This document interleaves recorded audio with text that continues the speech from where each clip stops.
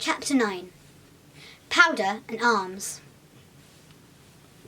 The Hispaniola lay some way out, and we went under the figureheads and round the sterns of many other ships, and their cables sometimes grated underneath our keel, and sometimes swung above us. At last, however, we got alongside, and were met and saluted as we stepped aboard by the mate, Mr. Arrow, brown old sailor with earrings in his ears and a squint. He and the squire were very thick and friendly, but I soon observed that things were not the same between Mr. Trelawney and the captain. This last was a sharp-looking man who seemed angry with everything on board, and was soon to tell us why, for we had hardly got down into the cabin when a sailor followed us. "Captain Smollett, sir, axing to speak with you," said he. "I am always at the captain's orders. Show him in," said the squire.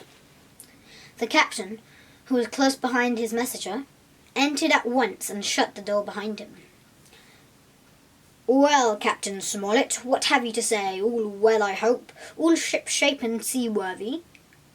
"Well, sir," said the captain, "better speak plain, I believe, even at the risk of offence.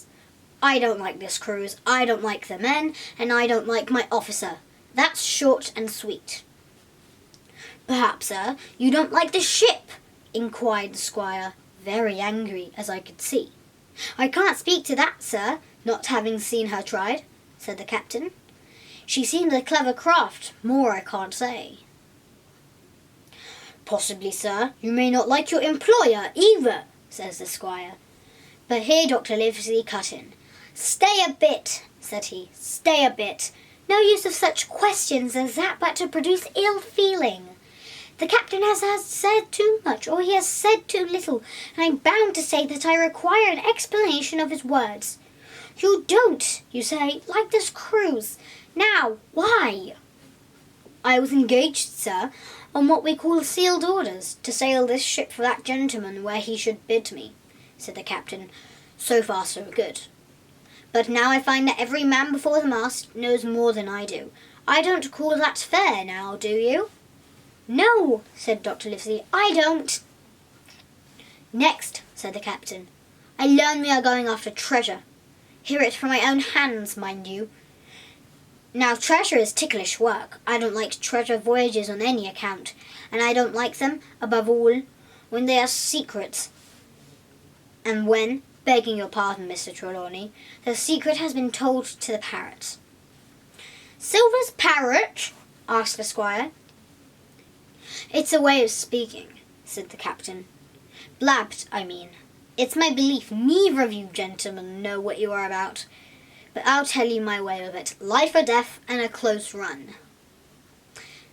"That is all clear, and I dare say true enough," replied Dr. Livesey. "We take the risk, but we are not so ignorant as you believe us. Next, you say you don't like the crew. Are they not good seamen?" "I don't like them, sir," returned Captain Smollett, "and I think I should have had the choosing of my own hands, if you go to that." "Perhaps you should," replied the doctor. "My friend should, perhaps, have taken you along with him, but the slight, if there be one, was unintentional. And you don't like Mr. Arrow?" "I don't, sir. I believe he's a good seaman, but he's too free with the crew to be a good officer. A mate should keep himself to himself. Shouldn't drink with the men before the mast." "Do you mean he drinks?" cried the squire. "No, sir," replied the captain, "only that he's too familiar." "Well now, the short and the long of it, captain," asked the doctor. "Tell us what you want." "Well, gentlemen, are you determined to go on this cruise?" "Like iron," answered the squire. "Very good," said the captain. "Then, as you've heard me very patiently, saying things I could not prove, hear me a few words more. They are putting the powder and the arms in the forehold. Now, you have a good place under the cabin. Why not put them there? First point. Then you are bringing 4 of your own people with you, and they tell me some of them are to be berthed forward. Why not give them the berths here beside the cabin? Second point." "Any more?" asked Mr. Trelawney. "One more," said the captain. "There's been too much blabbing already." Far too much, agreed the doctor. I'll tell you what I've heard myself, continued Captain Smollett. That you have a map of an island, that there's crosses on the map that show where the treasure is, and that the island lies. And then he named the latitude and longitude exactly. I never told that, cried the squire. To the soul. The hands know it, sir, returned the captain. Livesey, that must have been you or Hawkins. It doesn't matter who it was, replied the doctor, and I could see that neither he nor the captain paid much regard to Mr. Trelawney's protestations. Neither did I, to be sure. He was so loose a talker. Yet in this case I believe he was really right, and that nobody had told the situation of the island. Well, gentlemen, continued the captain, I don't know who has this map, but I make it a point it shall be kept secret even from me and Mr. Arrow. Otherwise I would ask you to let me resign. I see, said the doctor. You wish us to make this matter dark and to make a garrison of a stern part of the ship, manned with my friend's own people, and provided with all the arms and powder on board. In other words, you fear a mutiny. Sir, said Captain Smollett, with no intention to take offence, I deny your right to put words into my mouth. No captain, sir, would be justified in going at sea at all if he had ground enough to say that. As for Mr. Arrow, I believe him thoroughly honest. Some of the men are the same, or may be for what I know. But I am responsible for the ship's safety and the life of every man jack aboard of her.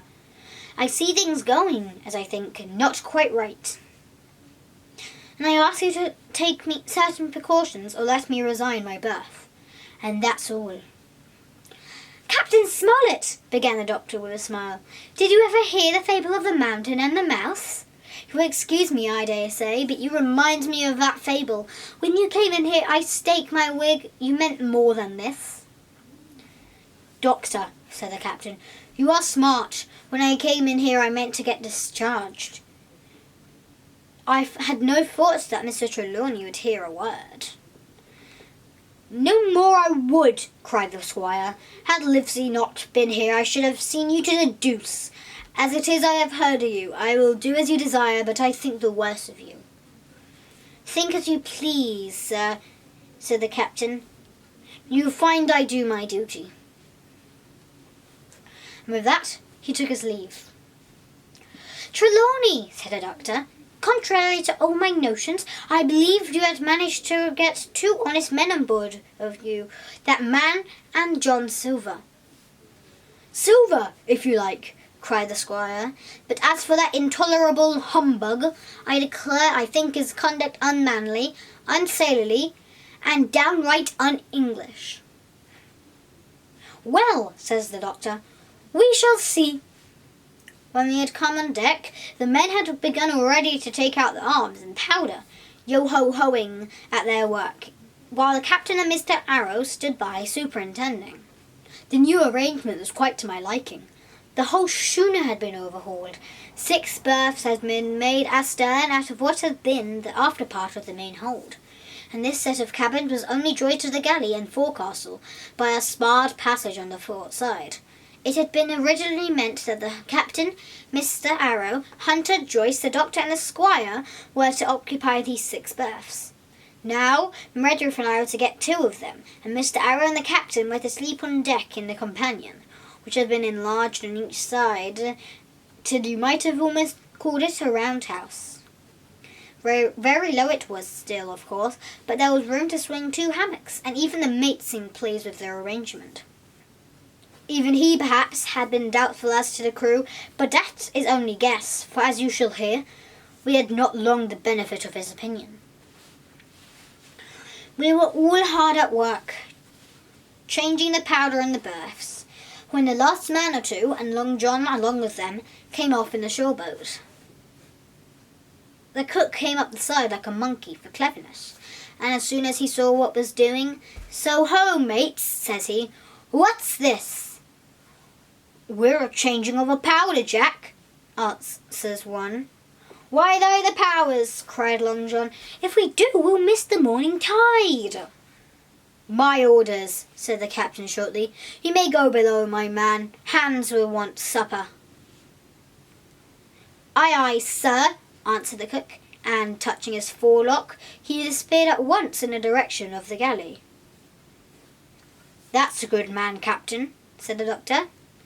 Very likely, sir, replied Captain Smollett. Easy with that, men, easy, he ran on, to the fellows who were shifting the powder, and then suddenly observing me examining the swivel we carried amidships, a long brass 9, Here you go, ship's boy, he cried. Out of that! Off with you to the cook and get some work. And then, as I was hurrying off, I heard him say quite loudly to the doctor, I'll have no favourites on my ship. I assure you I was quite of this wise way of thinking, and hated the captain deeply.